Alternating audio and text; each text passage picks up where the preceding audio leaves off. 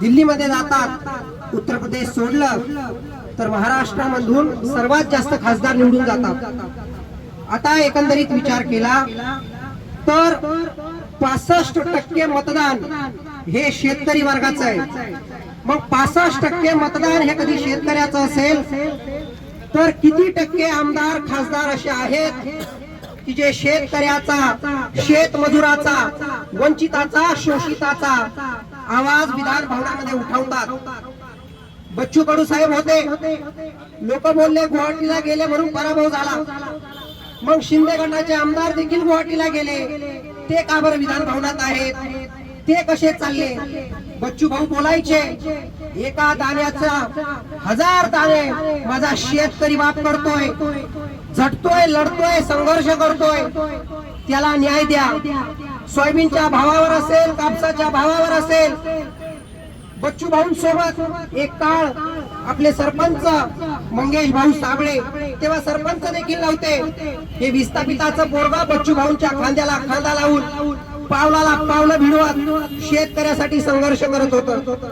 त्यावेळेस प्रस्थापितांना गुर्मी होती की शेतकऱ्याला मागं ठेवायचं। आज 2-5 तरी आमदार आहेत का महाराष्ट्राच्या विधान भवनामध्ये की जे शेतकऱ्यांचा आवाज, शेतमजुराचा आवाज विधान भवनामध्ये उठवतात? आज दसऱ्याचा सण आहे, परंतु सच्चा शेतकरी पुत्र, शेतकऱ्यांचे कैवारी या दसऱ्याच्या क्षणाला देखील स्वतःच्या पोटाला मारून इथं उपोषण करतायत। कारण की शेतकऱ्याच्या पोटावर लात मारण्याचं काम निसर्गाने तर केलंच, परंतु दळभद्री, लाचार आणि उद्योगपत्यांचं असलेलं हे सरकार शेतकऱ्याचं शोषण करतंय। म्हणून या दसऱ्याच्या दिवशी रामाने रावणाचा अंत केला होता, कुठेतरी अन्यायाचा अंत केला होता, अहंकाराचा अंत केला होता। त्याच पद्धतीने रामरूपी नेतृत्व व भगवान श्रीरामाच्या विचारांवर चालणारं हे शेतकऱ्यांचं आगळं वेगळं युवकांचं नेतृत्व मंगेश भाऊ साबळे देखील रावणाच्या विचाराचं असलेलं हे महाराष्ट्राचं सरकार त्याचा अहंकार मिटवण्याशिवाय शांत बसणार नाही। आणि मंगेश भाऊंना आम्ही सांगू इच्छितो, काल रात्रीपासून नारायण भाऊ असतील, विकास भाऊ असतील, महाराज असतील, असे अनेक जण इथे उपोषण स्थळावर होते। मंगेश रावांना आम्ही हट्ट केला की कपर पाणी घ्या, पण त्यांनी ते देखील घेतलं नाही। पूर्णपणे त्यागाची भूमिका त्यांनी इथे कुठेतरी जोपासली। भगतसिंग नावाचे क्रांतीवीर होते, परंतु भगतसिंगांसोबत खांद्याला खांदा लावून राजगुरू आणि सुखदेव देखील संघर्ष करत होते। तसंच सरपंच मंगेश साबळे कधी आमच्यासाठी, शेतकऱ्यांच्या पोरांसाठी भगतसिंग असतील तर नारायण भाऊ आपण देखील राजगुरू आणि सुखदेव म्हणून त्यांच्या पाठीशी उभं राहिलं पाहिजे, खांद्याला खांदा लावून लढलं पाहिजे। शहीद आजम भगतसिंगांचा विचार, आचार, व्यवहार, नियत, नीती, तत्व पूर्णपणे अवलंबलं पाहिजे। भगतसिंगांना वयाच्या 23व्या वर्षी शहीद व्हावं लागलं, परंतु कधी तेच भगतसिंग जगले असते तर शेतकऱ्याचं, वंचिताचं, शोषितांचं साठी ते लढले असते। आज गांधी जयंती देखील आहे, गांधींसोबत देखील भगतसिंग लढले असते की आमच्या शेतकऱ्याला न्याय द्या। म्हणून मंगेश साबळे हे नेतृत्व टिकणं गरजेचं आहे, ते चालणं गरजेचं आहे। मंगेश साबळे हे नेतृत्व ज्या आभाळाने या शेतकऱ्यावर कोप केला, फार शेतकऱ्याचं नाहीसं केलं। जसं एका मातेच्या गर्भातून एक गोंडस लेकरू जन्माला येतं, तसंच कुठेतरी या शेतीमधून, या काळ्या मातीमधून आपण बियाणं पिकवत असतो, माल पीक येत असतं, परंतु निसर्गानं या धरणीचं पोटच फाडलं। आणि म्हणून मंगेश साबळेंनी देखील आपल्या पोटाचा, पाण्याचा, अन्नाचा त्याग करून शेतकऱ्यांची अवस्था या सरकारपुढे मांडली आहे। इथले स्थानिक नेते काही वेळ राज्याचे कृषी मंत्री होते, कृषी मंत्री पदाचा कारभार त्यांच्याकडून काढून घेण्यात आला, आम्हाला त्याच्यावर बोलायचं नाहीये, परंतु तुमच्या नावाप्रमाणे कुठेतरी 2000-3000 न देता 70,000 जरी शेतकऱ्याला दिले तरी कमीच आहे। अंबानींचं जिओ दणदणादण चालतंय, अदानींचा उद्योग समूह मोठा होतोय, परंतु हा शेतकरी, हा शेतमजूर, त्याला त्याच्या कष्टाचा घाम भेटत नाहीये। आणि म्हणून शेतकऱ्यांच्या कष्टासाठी, हक्कासाठी, न्यायासाठी शेतकऱ्यांना सर्वस्व त्याचा अधिकार मिळावा, त्याला लुटण्याचं काम, त्याला लाथाडण्याचं काम कधी हे सरकार करत असेल तर मुख्यमंत्री देवेंद्र फडणवीसांना सांगणं आहे, कधी हा शेतकरी तुम्हाला मुख्यमंत्री पदावर वेळोवेळी बसू शकतो तर मुख्यमंत्री पदाची खुर्ची देखील काढून घेऊ शकतो.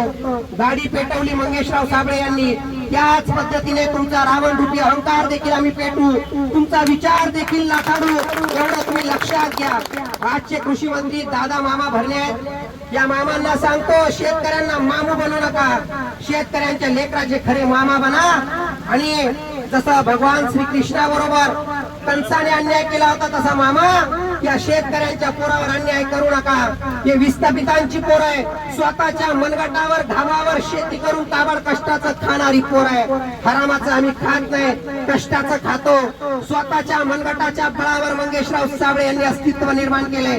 कुणाचा आशीर्वाद होता नव्हता तो असेल, परंतु मंगेशराव साबळे जेव्हापासून मी त्यांना ओळखतो, नारायण भाऊ ओळखतात, तर कधीही त्यांनी इतरांवर अवलंबून न राहता स्वतःच्या मनगटाच्या बळावर आपलं नेतृत्व तयार केलं. आणि विधान भवनामध्ये मंगेशराव साबळेंना पाठवावं लागेल, कारण की 288 पैकी एकही असा आमदार नाहीये जो शेतकऱ्यांचा आवाज उठवतोय.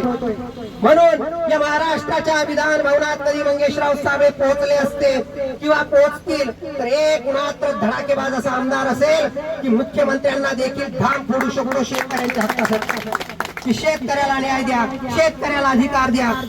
बहुसंख्य शेतकरी असून त्या बहुसंख्य वर्गाची लूट करणं थांबवा. दिल्लीमध्ये शेतकरी आंदोलन चाललं तेव्हा 600 शेतकऱ्यांचा बळी मोदी सरकारने घेतला. त्यावेळेस देखील आदरणीय बच्चूभाऊ कडू सरकार महाविकास आघाडीचं होतं, बच्चू कडू निघाले आपला ताफा घेऊन शेतकऱ्यांच्या न्याय आणि हक्कासाठी. बच्चू कडू हे एक मात्र शेतकऱ्यांचे भिडू होते. रविकांत तुपकरांसारखं नेतृत्व पुढे येत नाहीये. शरद जोशींनी शेतकऱ्यांची चळवळ उभी केली, ती चळवळ आज जिवंत नाहीये. आणि म्हणून शरद जोशींचा जो महान विचार होता त्या विचाराला धरून काही वेळ राजू शेट्टींनी शेतकऱ्यांचं नेतृत्व केलं. राजू शेट्टी नंतर थोडा वेळ शेतकऱ्यांना मूर्ख बनवण्याचं काम सदाभाऊ खोतांनी केलं. त्यानंतर रविकांत तुपकरांनी नेतृत्व उभं केलं. त्या अगोदर बच्चूभाऊंनी नेतृत्व उभं केलं होतं, परंतु आज विधान भवनात आणि लोकसभेमध्ये शेतकऱ्यांचं नेतृत्व नाहीये. या येणाऱ्या पुढच्या 10-12 वर्षात किंवा येणाऱ्या 2-5 वर्षातच मंगेश भाऊ साबळे यांचं नेतृत्व, हे विस्थापितांचं नेतृत्व आपल्याला शेतकऱ्याचा नेता म्हणून महाराष्ट्रात स्थापित करायचंय. आणि काहीही झालं तरी शेतकऱ्यांना न्याय आणि हक्क द्यायचा आहे. आता मी म्हणेल शेतकऱ्यांच्या हक्कासाठी तुम्ही म्हणा सरपंच मंगेश भाऊ, शेतकऱ्यांच्या हक्कासाठी सरपंच मंगेश भाऊ, शेतकऱ्यांच्या न्यायासाठी सरपंच मंगेश भाऊ, शेतकऱ्यांच्या कष्टा शेतकऱ्यांना हेक्टरी 50,000 रुपये मिळावे यासाठी मंगेश भाऊ, तर मंगेश भाऊंचं हे नेतृत्व बुलंद करा. आणि मी म्हणेल शेतकरी एकता जिंदाबाद, तुम्ही म्हणायचंय मंगेश भाऊ जिंदाबाद, मोठ्याने घोषणा द्यायची. शेतकरी एकता जिंदाबाद, मंगेश भाऊ जिंदाबाद, शेतकरी एकता जिंदाबाद, मंगेश भाऊ जिंदाबाद, शेतकरी एकता जिंदाबाद, मंगेश भाऊ जिंदाबाद, शेतकरी एकजुटी जिंदाबाद, मंगेश भाऊ जिंदाबाद. धन्यवाद.